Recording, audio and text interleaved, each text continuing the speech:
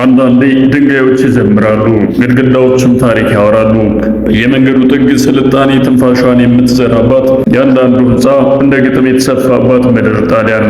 ይህች ሀገር የቄሳሮች ግርማ፣ የሊዮናርዶ ዳቪንቺ ብሩሽ አሻራና የዓለም የፋሽንና የምግብ ጥበብ መፍለቂያ ናት።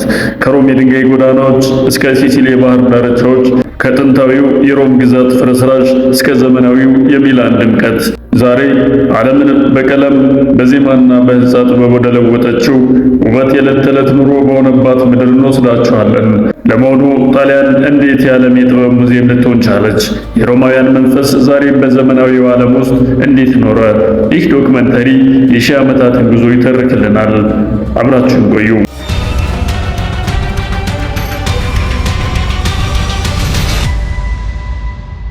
ሮም በአንድ ቀን አልተገነባችም። ይህ ዝነኛ አባባል የሮማውያን ስልጣኔ ምን ያህል ጥልቅና ታላቅ እንደነበር ያሳያል። ከአውሮፓ እስከ አፍሪካ፣ ከመካከለኛው ምስራቅ እስከ ብሪታንያ የሰፋው የሮም ግዛት ለዘመናዊው ዓለም የሕግ የአስተዳደርና የሕንፃ ጥበብ መሠረትን ጥሏል። ሮማውያን የዓለም ካርታን የቀየሩት በሰይፍ ብቻ ሳይሆን በምህንድስናም ጭምር ነው። በኮሎሲየም ውስጥ የነበረው የጀግኖች ፍልሚያ፣ በፓንቲዮን ጣራ ላይ የሚታየው የምህንድስና ጥበብ ዛሬም ድረስ የሰው ልጅ ምን ያህል ርቆ ማሰብ እንደሚችል ምስክሮች ናቸው። ሮማውያን ለመጀመሪያ ጊዜ ኮንክሪትን በመጠቀም ግዙፍ ድልድዮችንና መንገዶችን ገንብተዋል። እያንዳንዱ መንገድ ወደ ሮም ይወስዳል የሚለው አባባል ሮም የዓለም ማዕከል የነበረችበትን ዘመን ያሳያል።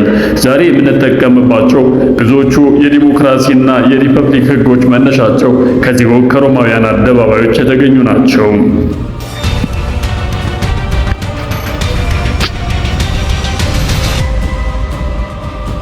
የሮም ግዛት እየደከመ ሲመጣ ሌላ አዲስ ኃይል በሮም መንበርት ላይ ተወለደ።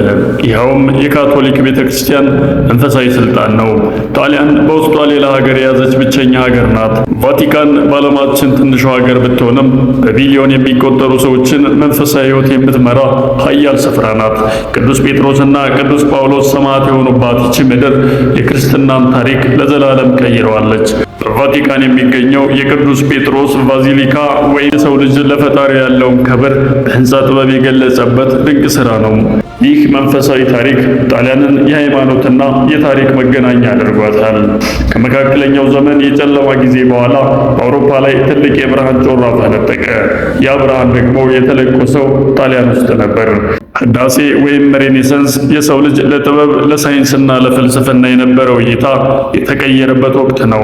በፍሎረንስ ጎዳናዎች ላይ ዳቪንቺ፣ ሚካኤል አንጀሎ እና ራፋኤል ሲንቀሳቀሱ በዓይነ ህሊናችሁ ሳሉ።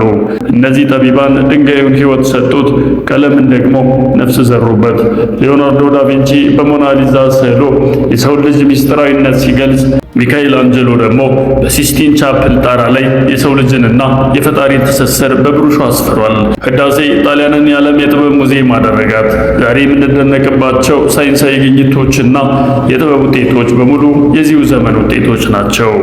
ጣሊያን ከተማ ብቻ አይደለችም፣ የተፈጥሮ ድንቅ ሥራ ናት።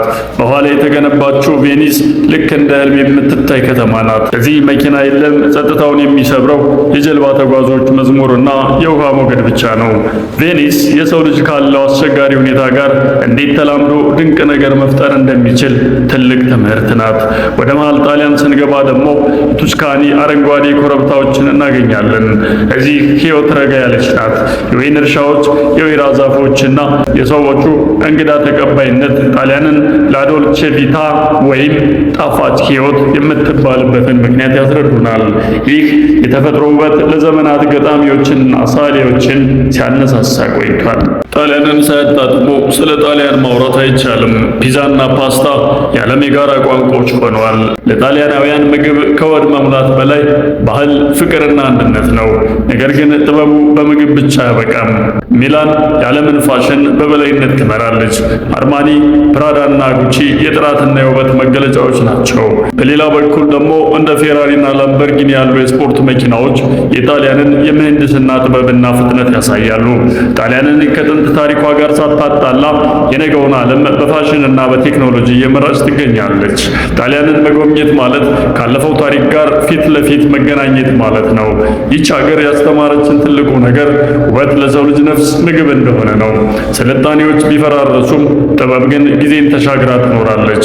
የሮም ግርማ፣ የቬኒስ ሕልምና የፍሎረንስ ቀለማት በልባችን ውስጥ የራሳቸውን አሻራ ጥለው ያልፋሉ። ጉዟችን እዚህ ላይ ቢያበቃም የጣሊያን ውበት ግን በምናባችን ውስጥ መኖሩን አያቆምም። ስለተከታተላችሁን እጅግ እናመሰግናለን። እናንተስ ስለ ጣሊያን ይበልጥ የሳባችሁ የትኛው የታሪክ ክፍል ነው? ሐሳባችሁን በኮሜንት አጋሩን። በሌላ አስደናቂ የሀገራትና የታሪክ ጉዞ እስከምንገናኝ ሕይወታችሁ እንደ ጣሊያን ስዕሎች ማራኪ ይሁን። አዲስ ኢንሳይት፣ አዳዲስ እይታዎች